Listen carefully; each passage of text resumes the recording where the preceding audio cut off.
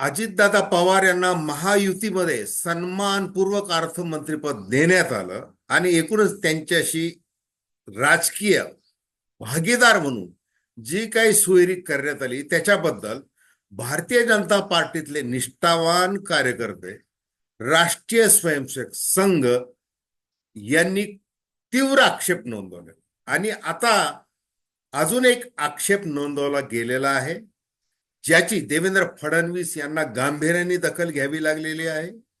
तो आक्षेप घेतला गेलेला आहे ब्राह्मण समाजाकडून. आता तो कशाबद्दल? वेगवेगळ्या जातींची जी काही महामंडळे निर्माण करण्यात आली त्यामध्ये परशुराम आर्थिक विकास महामंडळ हे ब्राह्मण समाजासाठी निर्माण करण्यात आलं. त्याच्या अध्यक्षपदी अजितदादा पवार यांनी आपल्या पक्षातल्या कॅप्टन आशिष दामले याला अध्यक्ष करून टाकलं, त्याला भला मोठा बुके दिला आणि वर्तमानपत्रामध्ये छायाचित्रासह त्या बातम्या सगळीकडे आल्या. त्याच्यानंतर ब्राह्मण समाजामध्ये मोठा रोष निर्माण झाला. भाजपच्या पदाधिकाऱ्यांनी देखील त्याच्यावर प्रतिक्रिया दिल्या आणि शेवटी देवेंद्र फडणवीस यांना असं सांगावं लागलं अजितदादा पवारांना की ही नियुक्ती स्थगित करा ताबडतोब. आणि त्यांनी नाराजी बोलून दाखवली. म्हणजे नवाब मलिक यांना तुमच्या सोबतीला महायुतीमध्ये तुमच्या बाकड्यावर बसवू नका असं जे पत्र देवेंद्र फडणवीस यांनी परस्पर माध्यमांकडे जे पाठवलं होतं, अगदी त्याचप्रमाणे ही फडणवीसांनी नाराजी व्यक्त केलेली ते अजितदादा पवार यांच्याबद्दल. आणि मग हे एकूणच काय राजकारण आहे? म्हणजे अजितदादा पवार यांच्या संदर्भात भारतीय जनता पार्टीमध्ये पहिल्यापासून काय बोललं जात आहे आणि परशुराम आर्थिक विकास महामंडळ हे नेमका काय प्रकारे, त्याच्यामध्ये दामलेच का अजितदादा पवार यांनी निवडले, या संबंधी आपण अतिशय थोडक्यामध्ये चर्चा करू. नमस्कार, जय महाराष्ट्र. मी डॉक्टर अनिल फळे. माझी आपल्याला विनंती की चॅनल सबस्क्राईब करावं, सबस्क्राईबचं बटन दाबावं आणि आपल्या प्रतिक्रिया बिनधास्तपणे नोंदवाव्या. एक सर्वसामान्यांच्या दृष्टिकोनातून, एक तटस्थ भूमिकेतून आपण चर्चा करत असतो, हे आधी लक्षात घ्या. आणि आपल्या प्रतिक्रिया बिनधास्तपणे कॉमेंट बॉक्समध्ये लिहा.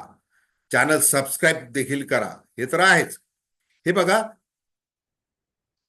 परशुराम आर्थिक विकास महामंडळ नेमलं जावं याची मागणी ब्राह्मण समाजाकडून वारंवार गेल्या अनेक वर्षांपासून होत, परंतु ती काही पूर्ण होण्याची काही लक्षणे नव्हती. आणि आता तर आपलं महायुतीचं सरकार दुसऱ्यांदा आलेलं आहे, त्यामुळे देवेंद्र फडणवीस यांनी त्याच्यामध्ये लक्ष घातलं पाहिजे असा आग्रह वारंवार धरला जात होता. देवेंद्र फडणवीस यांच्या राष्ट्रीय स्वयंसेवक संघाबरोबर वेगवेगळ्या पद्धतीच्या बैठका ज्या नियमित होत असतात वेगवेगळ्या कारणाने, त्याच्यामध्ये मागणी आली होती किंवा ब्राह्मण समाज जो महासंघ आहे त्याच्या वतीने जाहीरपणे अनेकदा मागणी करण्यात आलेली आहे. ब्राह्मण समाजाची महाअधिवेशनं भरवली गेलेली, त्याच्यामध्ये देखील ती मागणी आली होती. मग आता हे सध्या जे मराठा ओबीसी जे काही राजकारण आहे, हे सगळं महाराष्ट्रातलं वातावरण विधानसभा निवडणुकीच्या निमित्ताने जे आहे आणि वारंवार ब्राह्मण समाजाला म्हणजे टीकेचं धनी व्हावं लागतं. मग आता ते शरद पवार असतील, अजून असतील, कोणी असतील, अनेक मोठ्या प्रमाणात ब्राह्मण समाजावर टीका केली जाते, प्रत्यक्ष केली जाते, अप्रत्यक्ष केली जाते, हेटाळणी केली जाते. आणि मग जसं सर्व समाजामध्ये गरीब समाज आहे, मग ते आर्थिक विषमतेचे चटके या ब्राह्मण समाजाला नाहीत का? आहेतच. आणि म्हणून या गरीब ब्राह्मण समाजाचा, म्हणजे ब्राह्मण समाजातले गरजवंत मन, त्यांचा विचार करता ह्या महामंडळाची गरज आहे असा आग्रह धरलेला गेला होता. मग आता सप्टेंबरच्या या शेवटच्या आठवड्यामध्ये, म्हणजे 22-23 तारखेला मंत्रिमंडळाने तो निर्णय घेतला की 50 कोटी रुपयाची तरतूद करायची आणि पुणे शहरामध्ये हे महामंडळ सुरू करायचं. आता मग अशा इतक्या म्हणजे भारतीय जनता पार्टी किंवा देवेंद्र फडणवीस यांच्या दृष्टीने ब्राह्मण समाज आपला हा कमिटेड वोटर आहे. आणि आपले जे काही सगळे मोदीजींचे जे भक्त आहेत मोठ्या प्रमाणामध्ये, म्हणजे त्यांना अंधभक्त म्हटलं जातं. व्हॉट्सअप युनिव्हर्सिटीमध्ये वेगवेगळ्या पदव्या त्यांनी मिळवलेल्या आहेत. तो सगळा मोठा घटक, तर तो आपल्या पाठीशी उभा राहायला पाहिजे. आता इथं जात्यंध किंवा फक्त ब्राह्मण समाज असं अजिबात म्हणायचं नाही. हे प्रत्येक समाजाचं दुःख आहे. तर ते दुःख लक्षात घेतलं देवेंद्र फडणवीस यांनी, जसं सर्वच समाजाचं घेतलं. अगदी मराठा समाजाचं घेतलं, ओबीसी समाजाचं घेतलं, आणि एकूण जे काही 30-35 महामंडळांची यादीच मोठी, म्हणजे लिंगायत, वडार, हिंदू खाटीक वगैरे वगैरे अशी सगळी 30. ते वारंवार आता एवढ्यात जास्त वेळेला ती यादी वाचून दाखवतात आहे की आम्ही किती जातींचा उद्धार करण्यासाठी, तिथल्या गरीब विद्यार्थ्यांसाठी, स्वयंरोजगारासाठी, कौशल्य विकासासाठी कशी कोट्यवधीची तरतूद करत आहोत.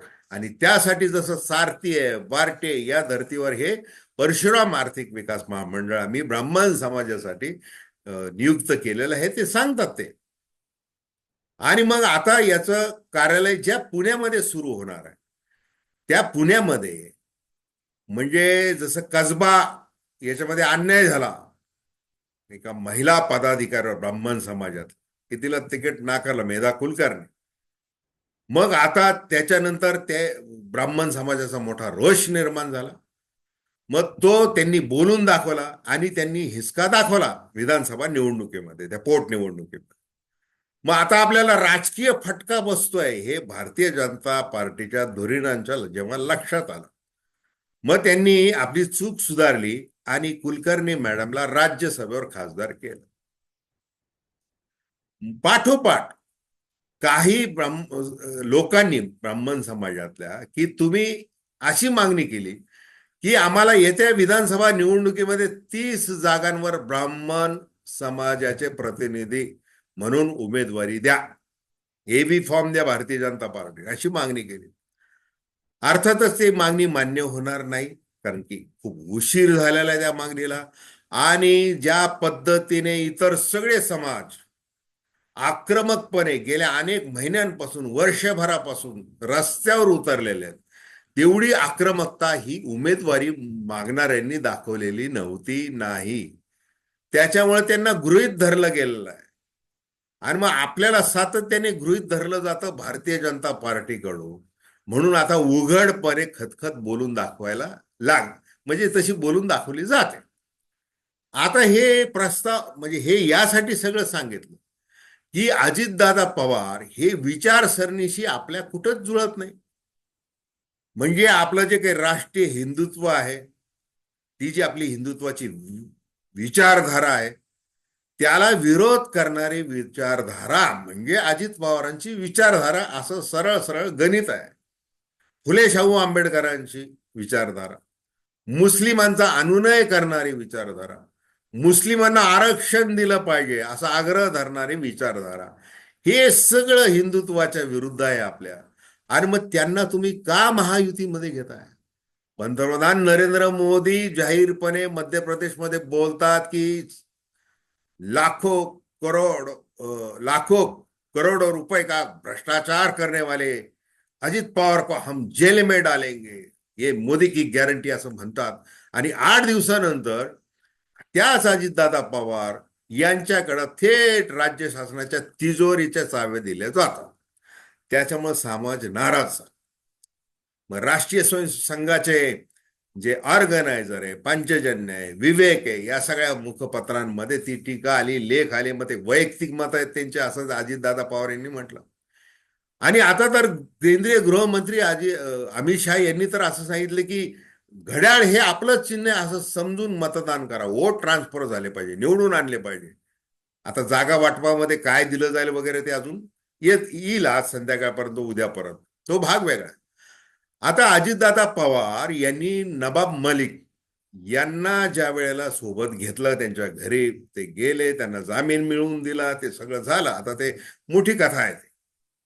पण नवाब मलिक यांच्या विरुद्ध देवेंद्र फडणवीस यांनी जे काही दाऊदची मालमत्ता, हसीना पारकर वगैरे जे काही गंभीर आरोप केले, अशा आरोपीला तुम्ही आमच्या महायुतीच्या बाकड्यावर आणून बसवू नका, असं ते पत्र त्यांनी ते पाठवलं.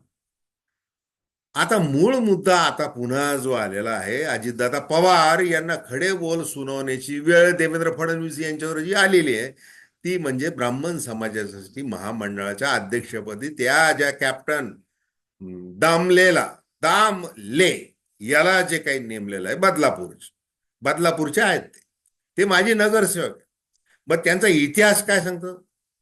त्यांचा इतिहास असा सांगतो की ज्या वेळेला ते नगरसेवक म्हणून काम करत होते, मग त्या नगरसेवक पठ्ठ्याने एका रत्नाकर महाजन नावाच्या व्यक्तीच्या आध्यात्मिक व्यक्तीच्या आश्रमावर त्यांनी हल्ला केला. हल्ला नाही, दरोडा टाकला. दरोडा नाही तर एका मुलीचं तिथून तिला बाहेर काढलं. आता ते का काढलं, अपहरण केलं की तिला सुरक्षा दिली वगैरे वगैरे, ते सगळं न्यायालयामध्ये आलेलं आहे. या दरोड्या प्रकरणी या आशिष दामलेला 15 लाख रुपयाचा दंड हा कल्याणच्या जिल्हा सत्र न्यायालयाने ठोठावलेला आहे. आणि मग ती शिक्षा कमी त्यांच्या गुन्ह्याच्या मानाने, असं देखील त्या फिर्यादीच्या वकिलांनी त्या वेळेला म्हटलेलं होतं. अशी ही पार्श्वभूमी. आता राजकारणामध्ये येणाऱ्या व्यक्तींच्या नावे असे गुन्हे असणं म्हणजे ते काही फार नवीन गोष्ट राहिलेली नाही. मग साधन शुचिता, पार्टी विथ द डिफरन्स, सांस्कृतिक देश निर्माण करायचा म्हणून जे विचारतात, असं सगळं भलं भलं जे काही बोललं जातं ते भारतीय जनता पार्टीमधून, राष्ट्रीय स्वयंसेवक संघामधून, ब्राह्मण समाजामधून सगळं जे काही बोललं जातं तसं त्याच्या अगदी विरुद्ध, म्हणजे राजकारणात क्षम्य आहे, सगळं कुणालाही परवाना आहे वगैरे ते सगळं आहे. मग आता हिंदुत्ववादी विचारधारा म्हणून एकनाथ शिंदे यांच्या बरोबर आम्ही नैसर्गिक युती केली, अजितदादा पवार यांच्याबरोबर स्ट्रॅटेजिकल युती केली. पण ती कशासाठी? 4 आमदार आपले जास्त निवडून आले पाहिजेत म्हणून, आपले मतांची टक्केवारी वाढली पाहिजेत म्हणून. उपयोग काय? म्हणजे एक तर गरज नसताना त्यांना सत्तेमध्ये बसवलं. आता ते दामले जे आहे ना, ते एक भयंकर प्रकरण आहे.